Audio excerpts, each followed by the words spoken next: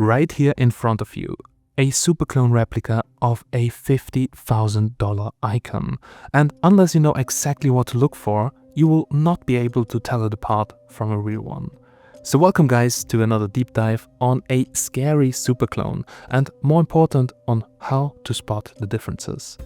Now, I wasn't looking for trouble, but sometimes trouble finds you.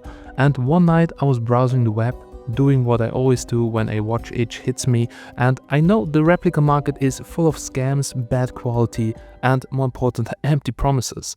So I'm always careful. But usually I just window shop online and move on.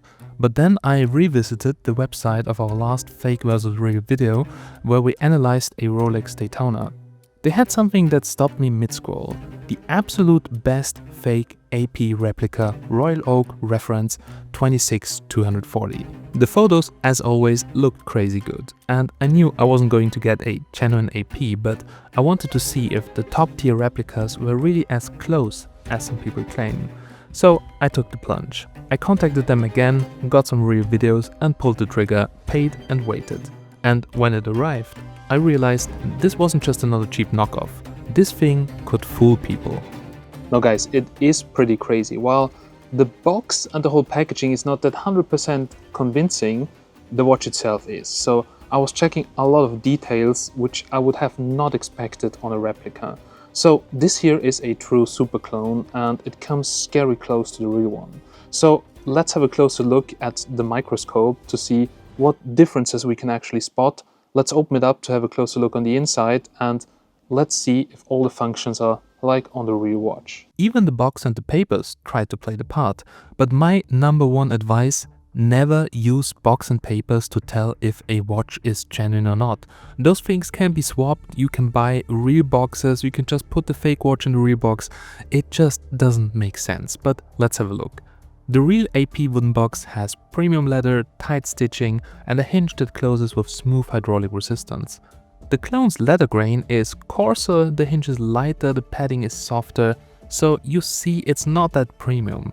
However, the included warranty card is also a bit off, with a QR code that takes you to the official website, but it has no filled dealer details and also looks a bit off.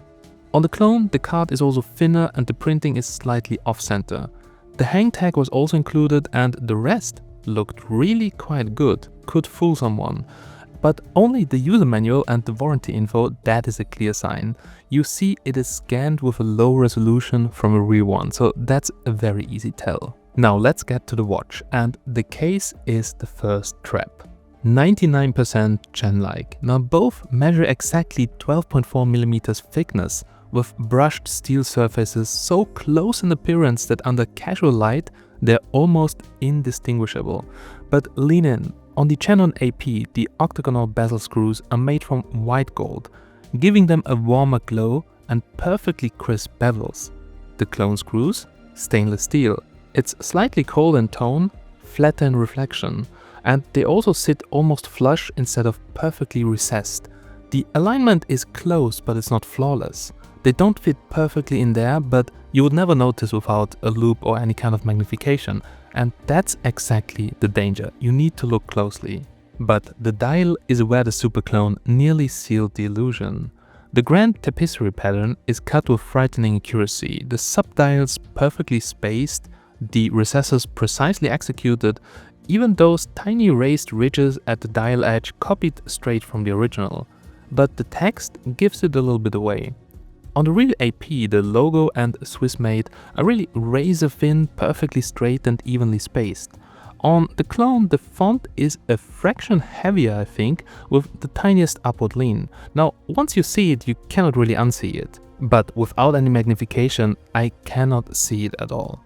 Now, pick it up and the bracelet whispers its secret. On the genuine, every link moves like liquid metal.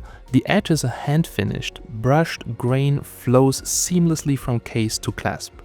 The clone feels eerily close, but the end links are a little bit stiffer and the articulation has a trace more resistance.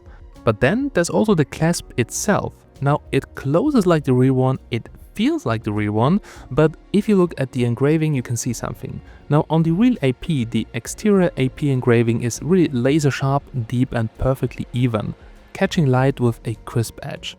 Inside, the folding mechanism is flawlessly machined with uniform brushing and perfectly placed engravings. On the clone, the exterior engraving is slightly shallower and softer under magnification, with edges that don't quite have the same bite. The inner clasp shows coarser bushing and less precise stamping, but still it looks very close.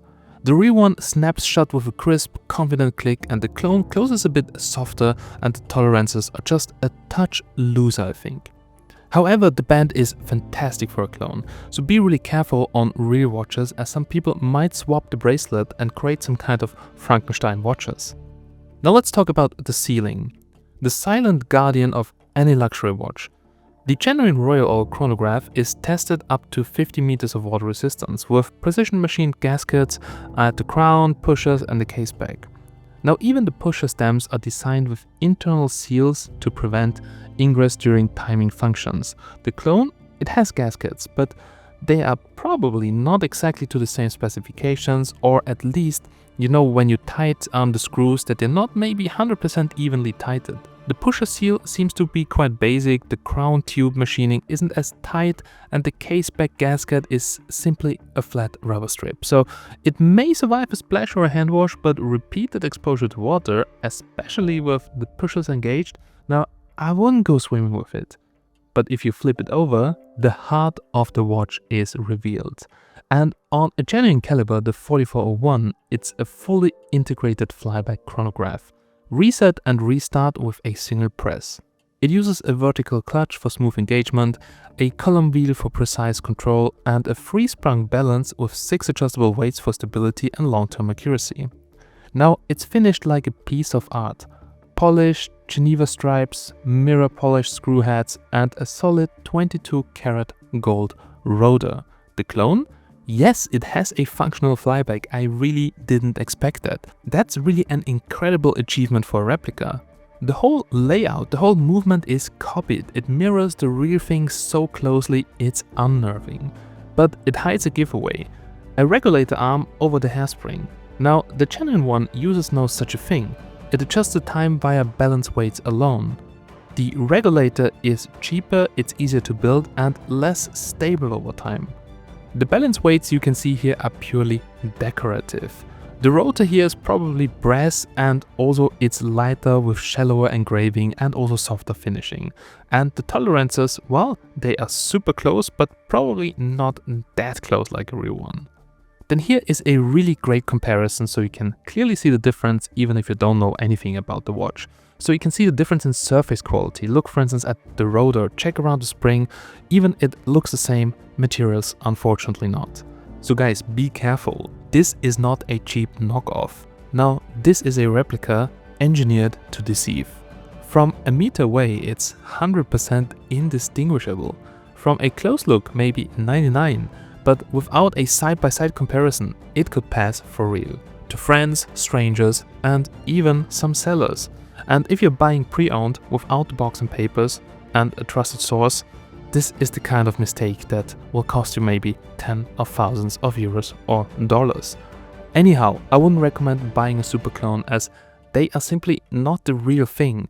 They don't hold the value, they can cause you trouble, so think twice. And I hope now you know why only a real AP can hold its value, and it is that expensive. So now it's time to destroy the superclone, and as always guys, big thanks for watching. If you have anything to add, feel free to start the discussion, and yeah, if you have any questions, feel free to ask. See you in the next one, have a nice day and bye.